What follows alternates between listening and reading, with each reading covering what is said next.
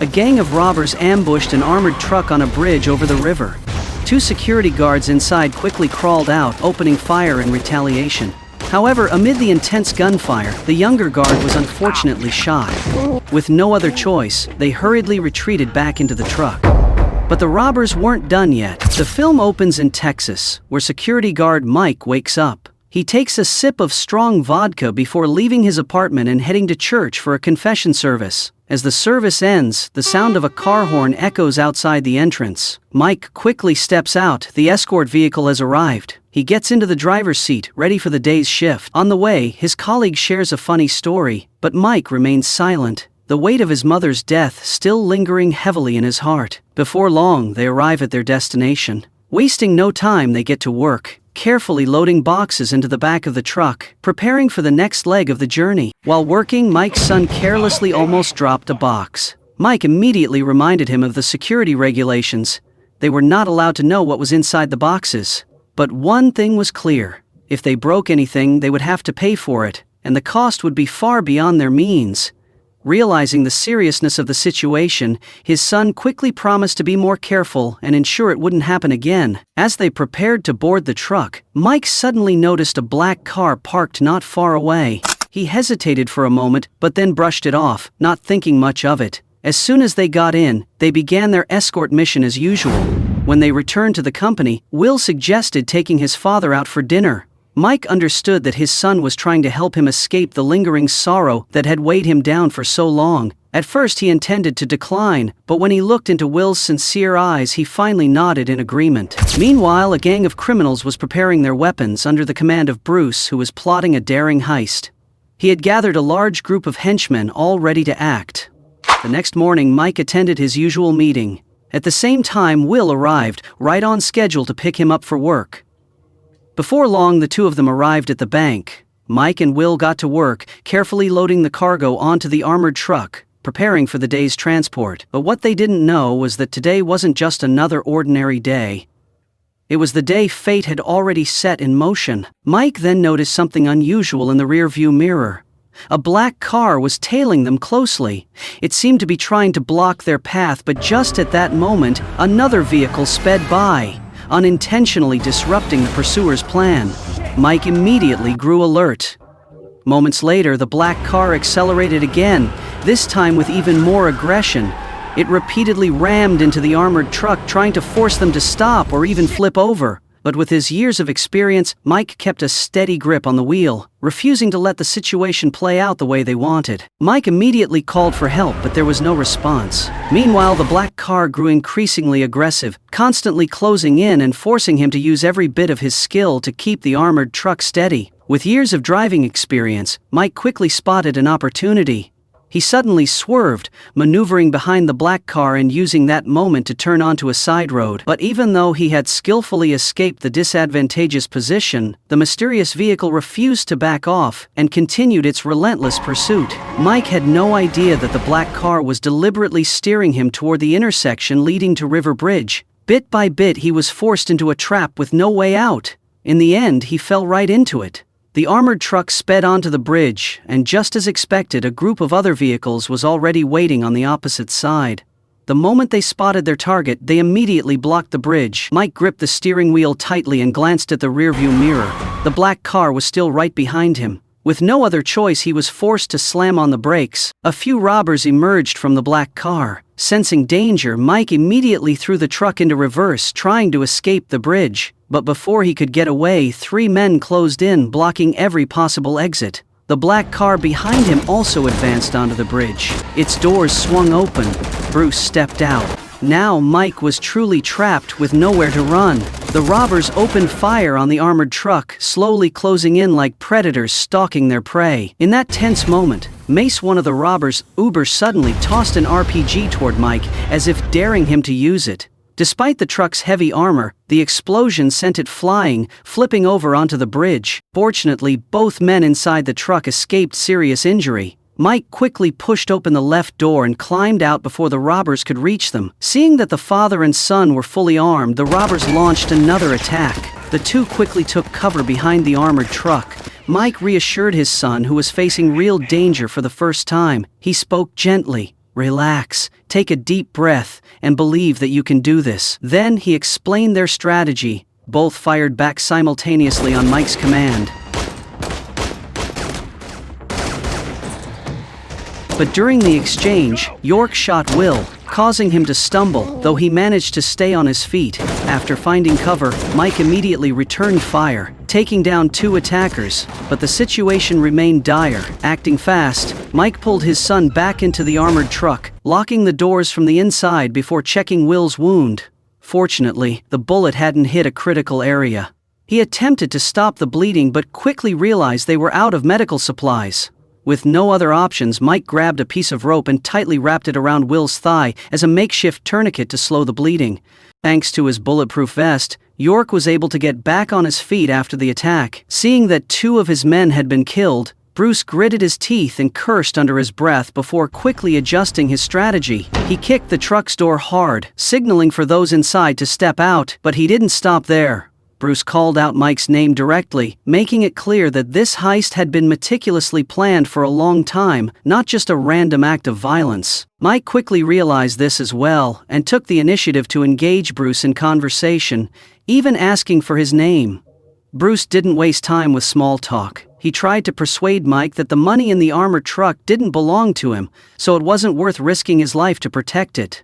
More importantly, Bruce pointed out that Mike's son's life was far more valuable than anything else. There was no reason to put the boy in danger. He promised that if they stepped out, he would personally ensure they got to the hospital safely. But Mike wasn't so easily fooled. He knew that if he stepped outside, he would be executed without question. Once Bruce and his crew got into the armored truck, they wouldn't let him live. Living witnesses were far too great a risk.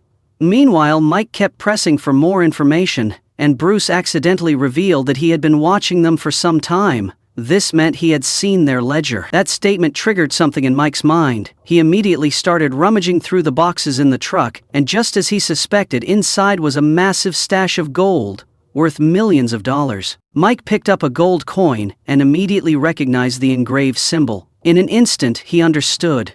The gold belonged to a notorious crime syndicate, and that was the true target of the thieves outside. Just then, he noticed that the gang had started throwing tear gas around the truck. The gas seeped through the cracks, filling the interior. Both father and son coughed violently, their eyes burning from the thick smoke. With no other choice, Mike hurriedly grabbed packing foam from the cargo boxes, desperately trying to seal every vent. But the toxic fumes kept creeping in. With not enough foam to seal all the gaps, Mike quickly took off his shirt and used it to block the toxic gas from pouring in. Fortunately, both he and his son had undergone professional training, allowing them to stay composed and avoid passing out despite the tear gas. Outside, the gang could hear Mike mocking their incompetence, which only fueled their anger. Realizing that the father and son had successfully blocked the vents, York furiously rushed to the truck's door, cursing and shouting threats. Seizing the moment, Mike deliberately mentioned the gold inside the boxes. Bruce warned that if the father and son dared to touch the gold, he would kill them.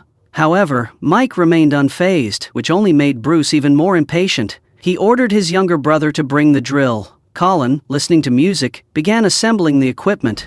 But York, growing frustrated, yanked out Colin's earbuds and demanded that he hurry up. York's impatience didn't sit well with Mace. He complained to Bruce, warning that if York kept acting this way, he would lose control and take action before the plan was fully executed.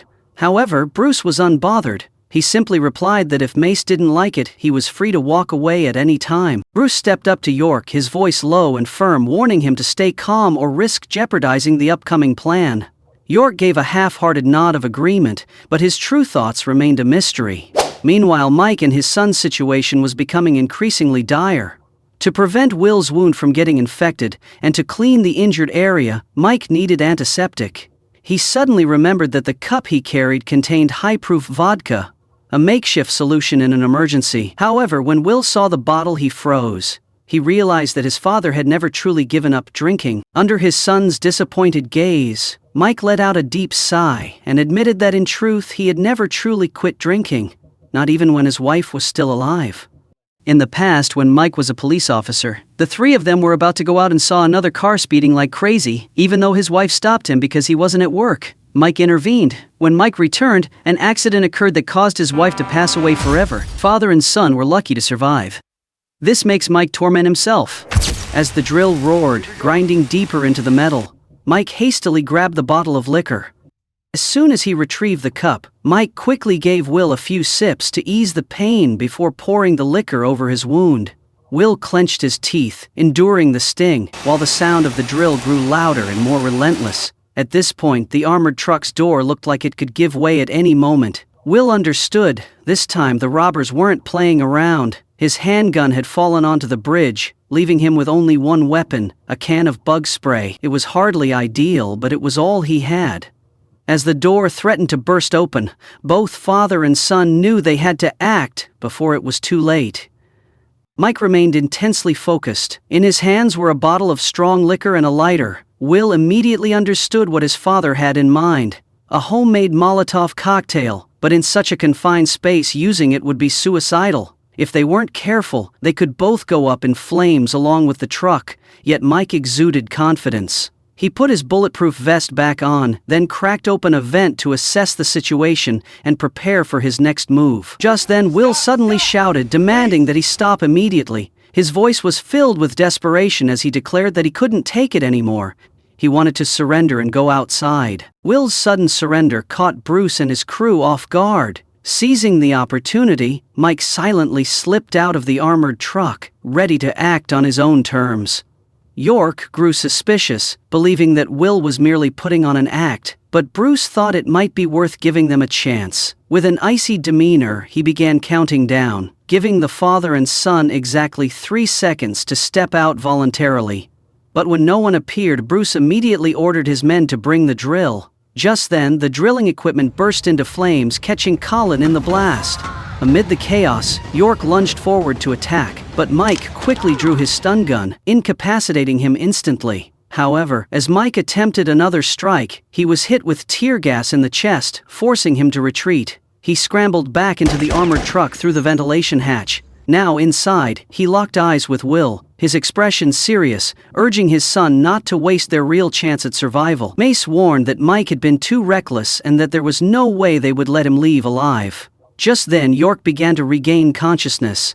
In a frenzy, he started firing wildly at the truck. Will and Mike dove for cover, while Mace rushed in to stop York before he could cause any more damage. But York had completely lost control. He wasn't just firing wildly. He was also furious at Mace, determined to keep fighting at all costs. At that moment, Bruce pressed a gun against York's forehead and ordered him to stand down if he wanted the money. York had no choice but to back off, though his eyes still burned with fury. He growled a threat at Bruce, demanding that he come up with a plan immediately. Collins had been right. York was nothing more than a ticking time bomb, ready to explode at any moment. The father and son inside the truck were fortunate to be unharmed. But Bruce and his gang also found themselves at a standstill. Without the drill, they were temporarily unable to break through the vehicle's defenses. Standing outside, Bruce called out, asking if the two were still alive. He advised them that if they had cooperated, this whole ordeal would have ended hours ago. Both sides were now stuck in a deadlock. While the temperature outside continued to rise, inside the truck, the air grew stifling as the oxygen supply slowly dwindled. Will could feel the intense heat engulfing the cramped space, draining both him and his father of energy. They had only one bottle of water left, forcing them to ration it carefully. Outside, the gang was strategizing. York suggested pushing the armored truck off the bridge to end everything quickly. However, Mace immediately opposed the plan. If they did that, all the gold inside would plunge into the river and be lost forever. The tension between York and Mace escalated, reaching the point where Mace outright declared that this would be the last time he ever worked with York. Inside the truck, in the stifling air, father and son sat across from each other, sharing an honest conversation for the first time.